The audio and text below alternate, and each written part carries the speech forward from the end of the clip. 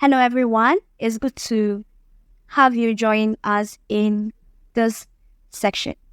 We are looking at common mistakes students do when answering communicative skills questions. Common mistakes students do when answering questions in communicative skills. Now, these common mistakes students do have been grouped into two.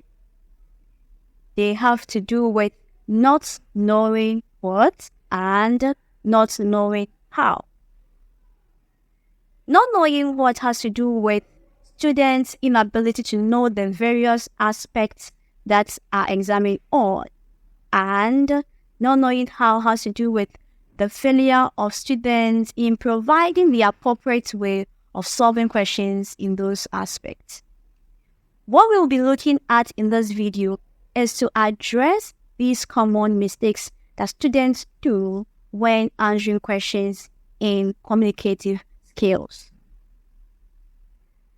To begin with, let's look at not knowing what. Most often than not, students are unaware of the areas that they are examined on when it comes to communicative skills questions in the exams. Now, you have to note that there are three sections in the exams: Section A, Section B, and Section C. Section A examines students on summary or outline. In there, a passage is provided for you to either write a summary of the passage or provide an outline for the passage.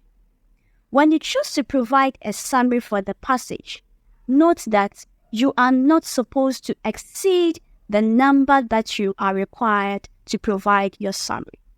So most often, you are asked to provide between 100 and 120 words. Your summary should not go beyond the 120, and it should not also be below 100. Be right between the required number given.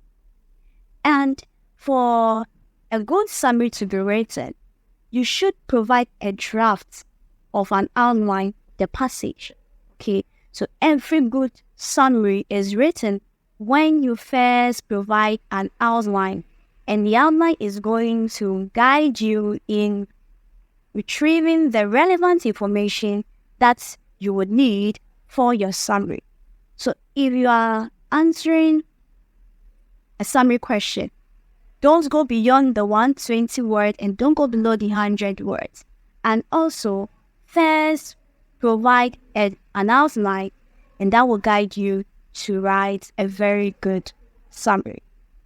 Now, for students who decide to provide an outline for the passage, you need to note that every outline has a format or a feature that it needs to have. Now, the features include title.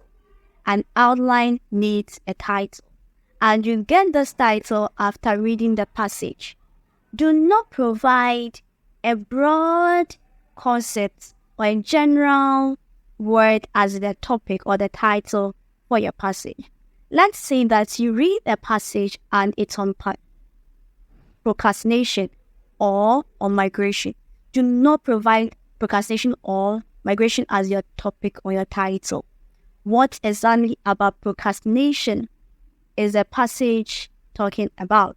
Or what about migration is being addressed in the passage? So avoid general topics, broad topics, okay? But then provide a narrow topic, something specific about the passage or something about the broad topic that is addressed in the passage. That is what you need to capture as your title. Moving on from the title, the outline also needs a layout. You should provide a layout for your outline. There should be an indentation for your outline. At the end of your outline, it should be in a slanted form and not vertical. Okay. An outline also needs labeling. And with labels, we don't need any strange characters as your labels, like hashes, asterisks or other forms of labeling that are strange. No, we don't need it. The labels you need are the Roman numerals, the alphabet, the numbering system. Okay, these are the appropriate labels that you need to adapt for your outline. And you also have to be consistent in your use of the labels. So consistency is also another feature of an outline. You should be consistent in your use of your labels. You should be consistent in your use of grammatical units. If you are using sentences, it should be sentences throughout.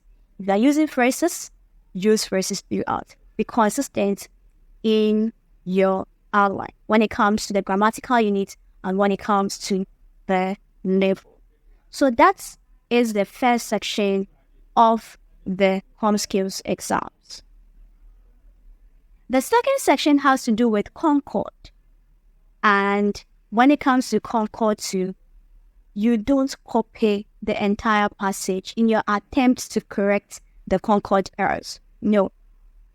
Just identify the subject and the verb that needs to be corrected. So first state the error, and then you move on into correcting the error identifier. In your attempts to correct the error, do not change the subject, but change the verb to suit the subject. So maintain the state of the subject, but change the verbs to meet the subject, to agree with the subject. So with concord, you capture the subject and the verb that needs to be corrected, okay? And then you use ellipsis, the 3 dot, point, to fill in the extra information in the sentence that only add to the subject, or that modify, either pre-modify or post-modify the subject, or is a continuation of the subject, but they do not require any alteration, where you have to indicate the subject that has to be correct, the subject and the verb that has to be corrected. That is what you need to capture. So don't copy the entire passage in the attempt to correct concord error. Capture the subject with the verb which is not correctly written, and you move on to correcting. That is the best way to approach the concord.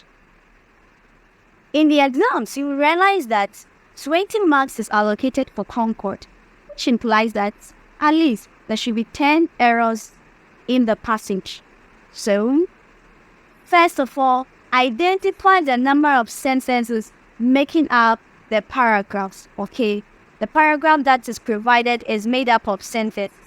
Your identification of the sentences would enable you to analyze them, and then you look out for the subjects and the verbs, and even the pronoun and pronoun antecedent that needs to be corrected in the same sentence.